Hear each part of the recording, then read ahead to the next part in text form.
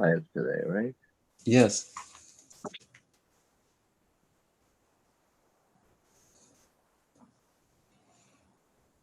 Okay.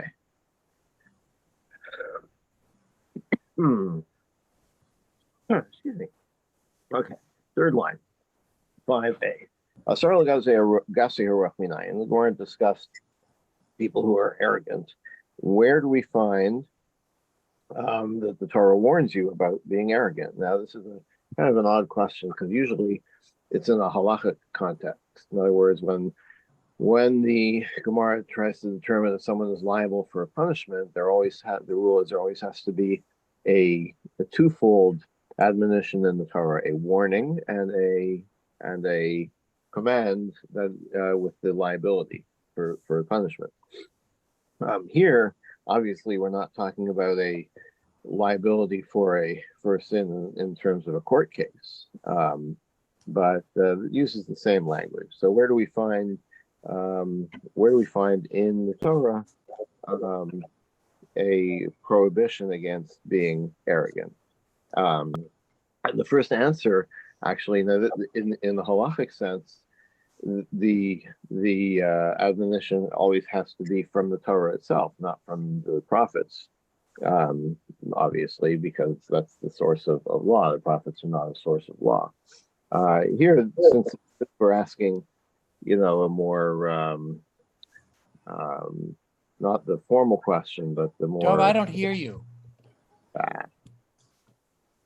Really? At all? At all? Stan, do you hear me? I hear you loud and clear. I hear you fine, loud and clear. Yes. I don't hear anybody. It might be on my end. I hear you loud and clear, Dov. All right. Must Might be be on on your my end. end. Hold on.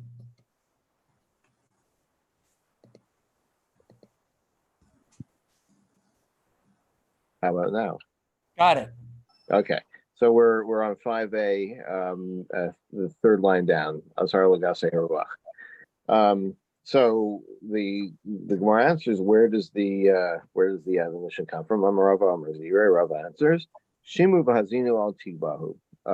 This is from Yirmiyahu. The prophet says, listen and pay attention and don't be haughty. Okay. As I said, this is just a Godic thing, and so that's why the admonition is from the prophets, not from the Torah. Nachman says from here, this is from the Torah.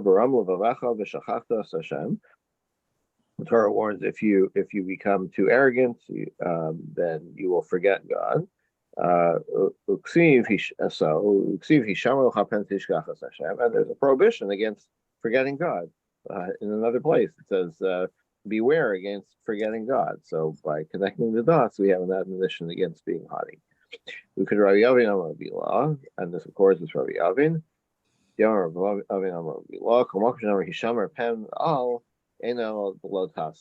And this is again relying on the formal construct.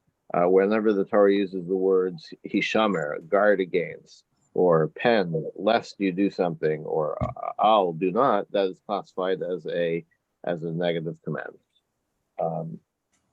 So it's unclear why we need to bring that, because, as I said, it's not really a formal legal proceeding we're talking about here, but it just follows the form of that construct. Rabbi Vera expounded the following. It's unclear who he quoted. It was either Ravasi or Ravami. Anyone who is too haughty, he becomes diminished in the end. It says those who are high up will become small. But so you'll say, okay, so he becomes small, but he's still around, right? He still has. He may not be in his former great position, but he still has whatever he has. The following word is, and he's no longer, he's gone. In other words, he's completely kind of expelled from the world as it were. But if he repents, then he will he will not be destroyed, but he will live to a ripe old age like Abraham. Shenamar buhumchu kakol yiksafu. Those who are crushed will be like everyone that leaps.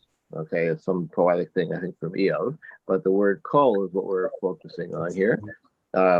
Ki Avram Yitzchak v'Yaakov. Kol refers to, is an allusion to Avram, Yitzchak, and Yaakov. D'chsivuhu bakol mikol kol. As this is a line that's probably familiar to you from Birchas Hamazon, from benching. That Abraham, about Abraham, it says God blessed him bakol, with everything. Yitzchak says to Avimelech that he ochal mikol, not Avimelech, to his son. At the time of the blessing, he says, who was it that came and I ate from everything, mikol. And about Yaakov, he says to Esav, yes, likol, I have everything. So just as obviously these Avram, Yitzchak, and Yaakov, Yikaftun will leap. I guess the idea is that they'll leap into the Olam Haba, into into their ultimate reward. So the person who does tshuva, who repents, can be like that as well. Be loved, but if you don't repent, the conclusion of the verse is snapped off like the top of a wheat stalk. What is that? What's the allusion there? Ravuna Rav Chisda, two interpretations. Number one says kisasa de shibalta, literally the beard at the top of the wheat stalk. There's kind of I don't know what to call it. It's like this kind of fuzzy growth at the top of the wheat stalk. That they call the beard. The other one said Kishibel Satsma. You're going to break off like the wheat stalk itself. Okay, so Gemara says, I understand the idea that the beard of the stalk will be severed. And you'll see the charosh shibolos. It says the head of the stalk, right, is what will be broken off. So that's at the top.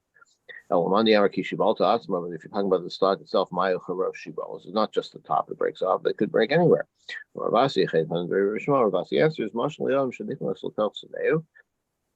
it's like a person who's harvesting his field. He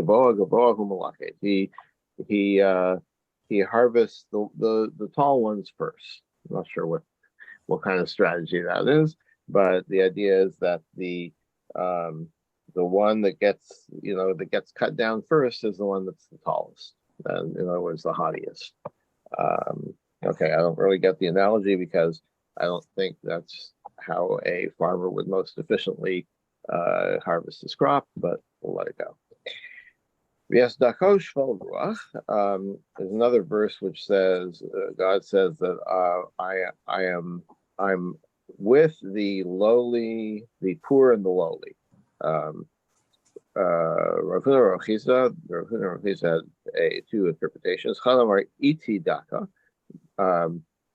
So we're focused on the word be'es daka, which means like with the downtrodden. So what they're arguing about is God with the downtrodden, or is the downtrodden with God? As we'll see, the tomorrow we'll get into this.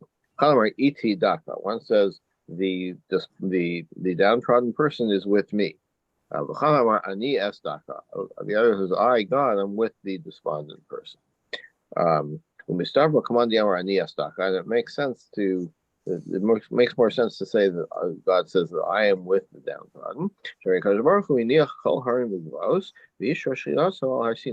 When God chose a mountain for the revelation at Sinai, he chose Sinai, which was not one of the biggest mountains.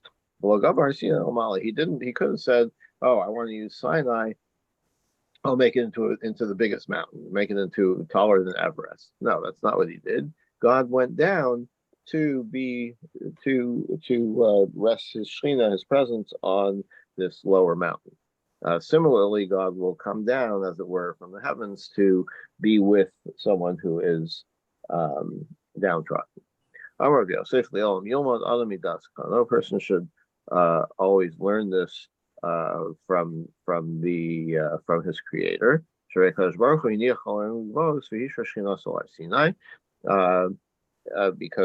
God, you should do the same as God, who did not pay attention, did not choose the higher mountains, the greater mountains. He chose Sinai, which was a more humble mountain.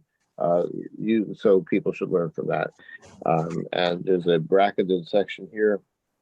It should be noted that the land of Israel doesn't have any really high mountains, but it does have the lowest point on the surface of Earth. Oh, very or the good. Dead Sea. Hmm.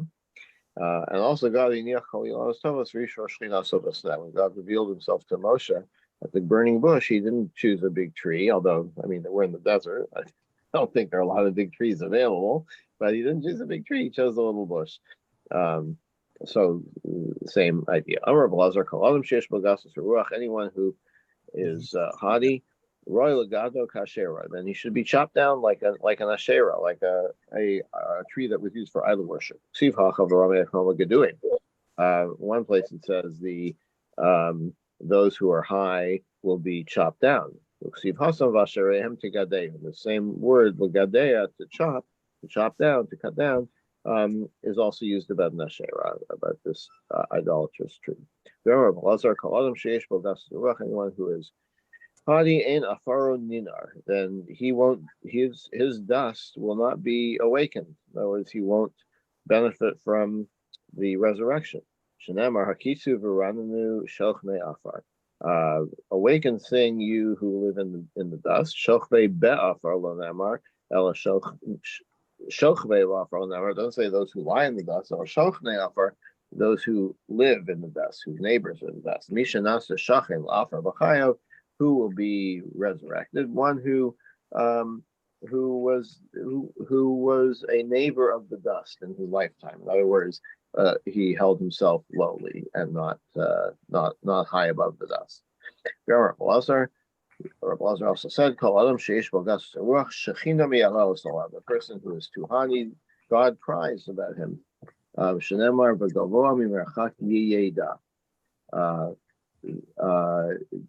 is high, but he grieves over the 1 second. No, God is high, but God grieves from a distance over that one who puts himself high, who is haughty. Darish Ravi, that's an unusual word, da, by the way. It apparently doesn't have to do with das, which I would have expected with knowledge, but it has to do with grieving. Darish Ravi Avira, Vitem Ravi Elazar. Come see how different God is from people.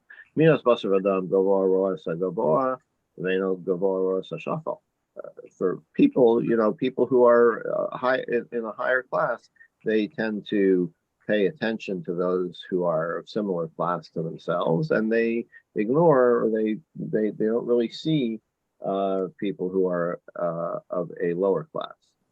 God is not like that. He is high and he sees the low. It says God is high and he sees the low. Chizna says, there isn't room for both of us in this world, for someone who is haughty, says God. Shenamar, the verse says, Malashni Vasesereu Oso Atzmis, Gava Inaim Rochav Levav Oso Lo Uchal. One who tells on his neighbor secretly, I will cut down, and someone who is haughty and has an expansive heart, I can't bear to be with. Altiku Oso. Ella Itolohal. So read it as Itolohal. With him, I cannot. In other words, I can't be in the same world as such a person, says God. And some teach that about those who, not the haughty, but those who tell who gossip or slander. Because the beginning of the verse is Malashni Baseser, one who slanders his friend, his friend in secret. Okay, Amar Alexandrai. Kalam Sheish Ruach, anyone who is haughty, Afilu Ruach Kima Ocharta. Even a light breeze can disturb him. Shnamar Shaim Kayam Nigrash. The wicked will be like the driven sea. So what does that mean? Driven sea. Mayam Sheyesh Bo Kama Reviyos. You have the sea, which has a lot of water, and it refers to many. The Revis is the the standard measure of liquid that has many has a huge volume of water. Ruachim Acharto, and a breeze can make waves in it.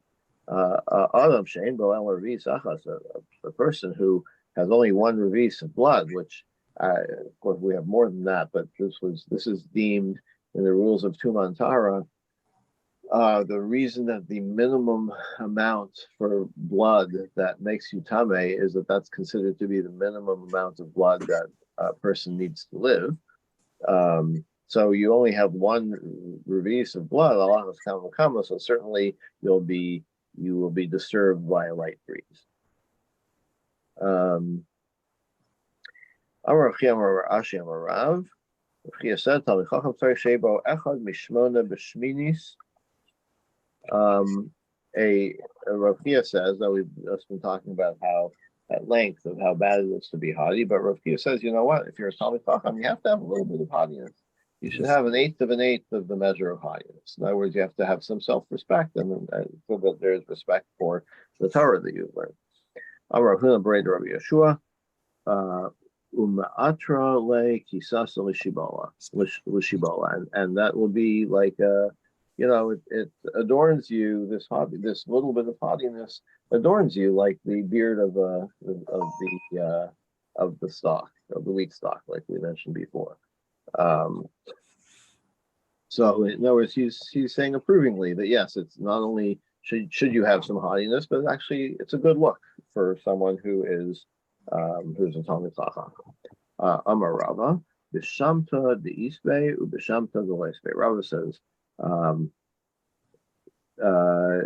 someone who has a full measure of haughtiness should be excommunicated, but also someone who has no haughtiness at all, who's completely self-abnegating, also not a good thing. Also should be excommunicated. That is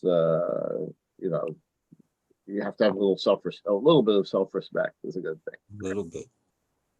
Amar Rav Nachman bar Yitzchak lo minav lo mitzvasa. Rav Nachman says otherwise. He says, I don't want any of this haughtiness. Mi zuter d'chsiv be to'avas Hashem kol gaval lev. There's a small thing that it says that God's abomination is everyone who is every haughtiness, every heart that is haughty. So Nachman says goes to the extreme, like he wants to stay away from it altogether. Amar Chizkiah says, "Ein tefilasa shalom nishmas elim kain mesim libo kavasar." A person's prayers will only be answered if he makes his heart like flesh. In other words, not like stone. Shenamar v'hayami nechosh v'chadsho. This is at the end of the Shabbos, the Haftarah for Shabbos Rosh Chodesh. At every month, Yavo Chol Basar L'Shachavos L'Fanayim Hashem. All flesh will come to bow before me, says God. So it's the flesh. Your heart has to be like flesh in order to be included in this gathering. Amar Zera Basar Ksive V'Nirpa. About flesh, it says it will be healed. So this is referring to the passages about saras, about the skin disease that we're reading about in Vayikra, or we will shortly be reading about it in Vayikra.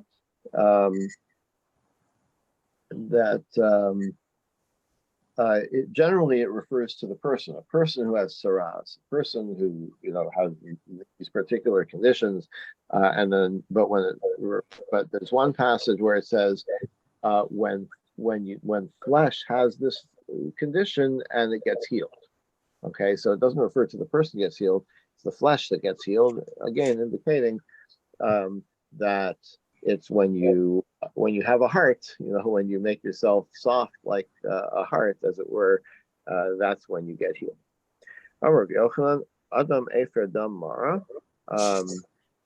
The word Adam is the Rashi Tevos, the acronym for Efer Dam and Mara, ashes, blood, and bitterness. Basar, but the word basar, flesh, is Busha Surucha Rima, is an acronym for shame, foul and wormy. So, in other words, like Adam, ripping again on this idea that with saras, it's usually the Adam that gets hit with the saras. So that's because the illusion is because Adam indicates, these difficult or bitter things, but basar is things that are lowly. So I don't know. I guess it's just kind of a riff on the same idea. Ikadi Amrei Sha'ol, or some say that the Shin in basar stands for Sha'ol, for the grave. So in other words, you think about the grave, that will keep you from becoming too haughty.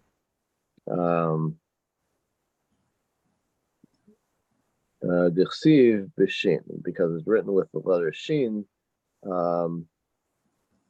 even though it's it has the dot on the left and it has the S sound, but Serucha, that the first proposal was, is actually written with a samach, which is a different letter. So Sha'ol makes more sense as the middle letter for basar, the allusion to it.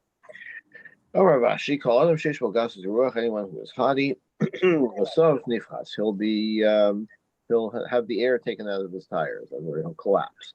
Shanamar, V'la Se'es, V'la Sapachas, Ein Se'es al Lashon Gaboa. So talking about saras again, one of the afflictions or the conditions is called seis, and the other is called sapachas. And seis is like nisa, right? It's also the same root or similar root to that of elevated. Shnamar v'al heharim haramim v'al hagbaos hanisaos, the high hills and the high mountains and the high hills. Nisaos. So again, nisa, like I said, the sin and the aleph are part of the root, so it's indicated by seis. And sapachas tefela, but sapachas means something that is secondary. Shnamar sefachani na el achas hakunos lechol apas lecha.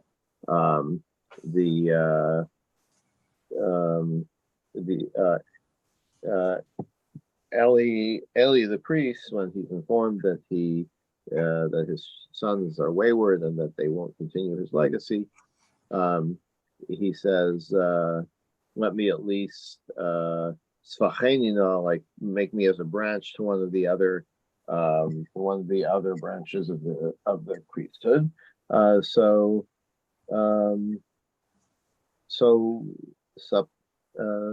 sapachas means something that is, just kind of branches off. So someone who starts out as the ace, as haughty, will end up as sapachas, as kind of a off-ramp kind of branch. Rabbi Shubin Levi says, come and see how great those who are low, who are humble is not the right word, but the opposite of haughty. What's the opposite of haughty? Somebody humble, maybe. Anyway, humble people are how great God considers them. When the temple stood, when a person would bring a sacrifice, so he would get the reward for that sacrifice. You bring it all, you have the credit for bringing it all. You bring a mincha, you have the credit for bringing the mincha. But a person who is humble,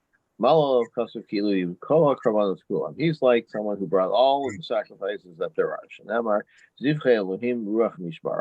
A broken spirit is the sacrifices of God. It's not only that, but such a person, his prayers will never be despised. God, you will not despise a broken and low heart. Someone who someone who evaluates his actions, his paths, his ways in the world. In this world, he will see God's salvation. The sum derech arenu b'yesha one who sets the way, I will show him God's salvation. I'll give the sum el v'sham derech. Don't read it as one who sets the way, as a leader, but read it as someone who is contemplative and evaluates, what he's doing on this earth.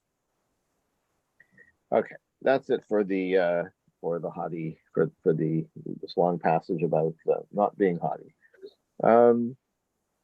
Back to our Mishnah, Kates and Mekanila. The Mishnah had said, how does the husband warn the woman in the procedure for a sotah? So the Mishnah said you have to say to her in the presence of two witnesses, don't speak to this person. And the Mishnah said if she spoke to the person, then that's okay. But if she secludes herself with that person, then that person becomes a sotah. So Hagufa Kasha, so the Gemara is like a little confused by this. Amarta Amar Levifnei Shnayim. First you say that the husband says to her, like, don't speak with that person. So speaking is like he's warned. Well, that's what he's warning her about, is speaking. Okay. And then the Mishnah says Dibra imo adayim tersalesa. Like she can ignore that warning. Like on one hand, she ignores the warning. It's fine because she can speak to this guy and nothing happens. On the other hand, he warned her about speaking, and she secludes herself with him. But if she just speaks to him, she's still permitted. She's got nothing to do with the sotah. Alma dibur lo kulhu. So we see that speaking doesn't matter. So like, why are we interested in if he warns her about speaking? So it's not a really good question. I mean, I think it's kind of obvious what the Mishnah is getting at, and the Gemara will answer. This is what it means to say al tudabri v'dibra. If he says don't speak to this guy and she does speak to him, or al tudabri v'nistera, or if he says don't speak to him and she secludes herself, or al tisteri v'dibra imo, or if he says don't seclude yourself with this guy and she speaks to him, then adayin muderes l'meisa. Then nothing wrong. So this is opposite from the way we interpreted the Mishnah. But what does make some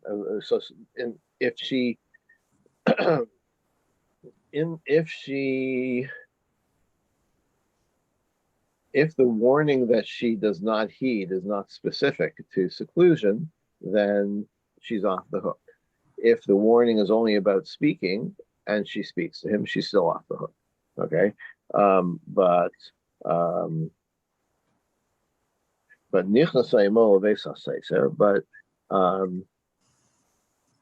if she was warned al tisasri, don't seclude yourself with him, and then shasa kadei tuma, and then she does seclude herself long enough to have slept with him, asura levesa, then she starts being a sotah. She's forbidden to live with her husband. Asura lechal b'truma, she can't be supported by truma. and we had a whole passage yesterday about like what is Kadei Tuma, what is long enough to become Tame. And again, I think we must have mentioned this already, but Tame here is not Tame in the sense of ritual purity. It's talking about being unfaithful and sleeping with someone other than one's husband. Okay, the last thing in the Mishnah was Rimeis Choletzes.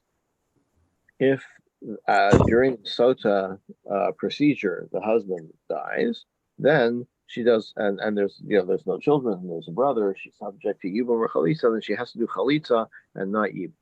Why is this? What? I mean, she's still the dead brother's wife. She should do Yibum, right? She wasn't unfaithful to the brother-in-law. Rabbi Yosef, Rabbi Yosef said, the Torah says,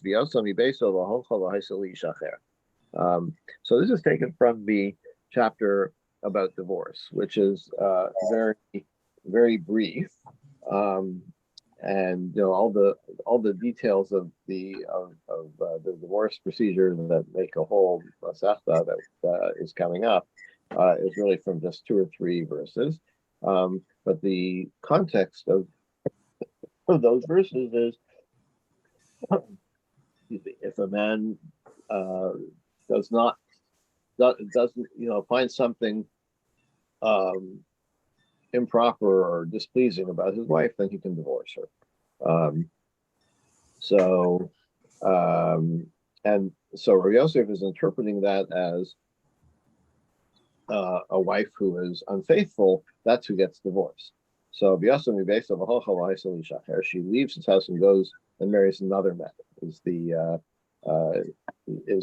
way the Torah puts it. In other words, you divorce somebody, she can go get married to somebody else. It says to somebody else, the ishacher, a stranger. Not a random person, not the brother. So that's what this is based on. That she should not do yibum, not because she was unfaithful to the brother-in-law, because she was unfaithful to the husband, and the Torah says, let her get married to somebody else, implying not to the brother-in-law. So she should do chalitza. Amalei Abaye, so Abaye says on the Ata, just a minute. Chalitza nami lo tubai. So then, if the Torah lets her off the hook for even, what does she even need chalitza for? Amalei ilu isi labali by mi lo by get. What, you think that we can just let her off Yibum without chalitza? Let's say the guy had not died, the husband had not died. So what? You think that just because the woman was unfaithful, that gets her out of the marriage? No, he still has to give her a divorce, right? Same here, even though she's off the hook for Yibum, but she still has to go through the procedure of chalitza that releases her from the marriage. Hashlami to by chalitza, so she also needs chalitza. Vistam, right? Some say that this is how to read the previous passage. Rabbi Yosef Rachmana Amar, Torah says, well, divorced woman, unfaithful woman leaves his house and goes and marries somebody else. Well, the idea here is that the Torah is telling you, divorce, if your wife is unfaithful, divorce her so that she doesn't destroy your house, right? Let her leave your house so she doesn't destroy your family, right? So you think that it's appropriate for her to do yibum, like she's going to ruin the brother's house too. So what if the person she was secluding with was the brother? Well, but that's not allowed, Chuck. I wonder if the Gemara ever discusses that. It's not an outlandish question. Yeah, that sometimes happens. Mm-hmm. Sure. Yeah, me. I don't know. I never thought of it. Amar Leis, Rabbi Yosef answered back. Mikara minan la alei balkarche. What are we? Like this other guy who's marrying her is like, it's not. We're not forcing him. Like with the Yibum, you're forcing it's a forced marriage essentially. When she goes and marries somebody off the street, that's his choice. He wants to marry her, goes into hate, but we're not gonna force her upon upon the brother-in-law. Vika Damre, or another version of this. The Torah calls the second husband another man, Ishacher, another man. She'ein ben zugo shalisha. In other words, he's different from the first guy. He's a different character. So the first husband gets rid of a wayward woman, and this guy is taking her in, right? It's like, you're always reading the advice columns, right? You want to marry the guy that you cheated on with. Don't be surprised when he cheats on you too. So we're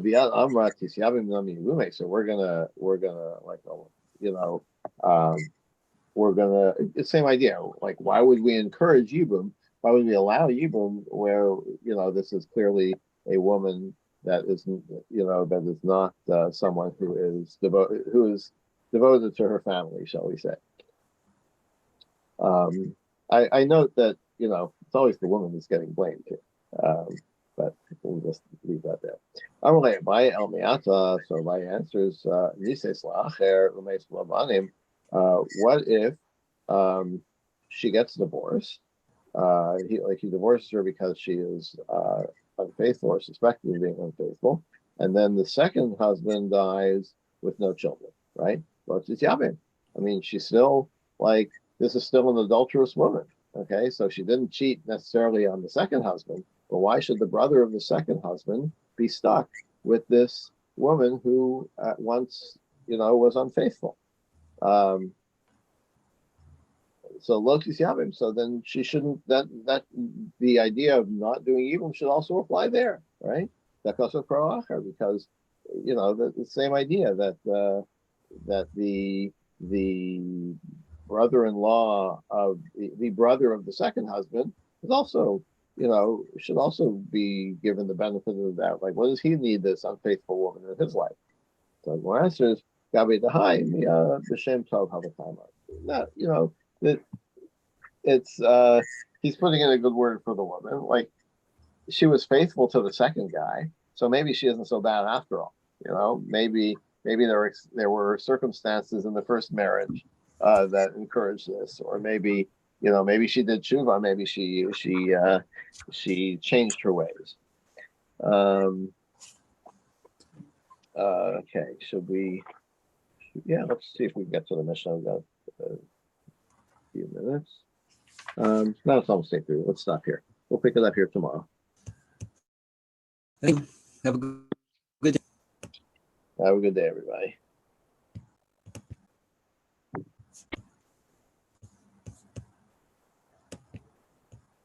Yasha Kok, see you tomorrow.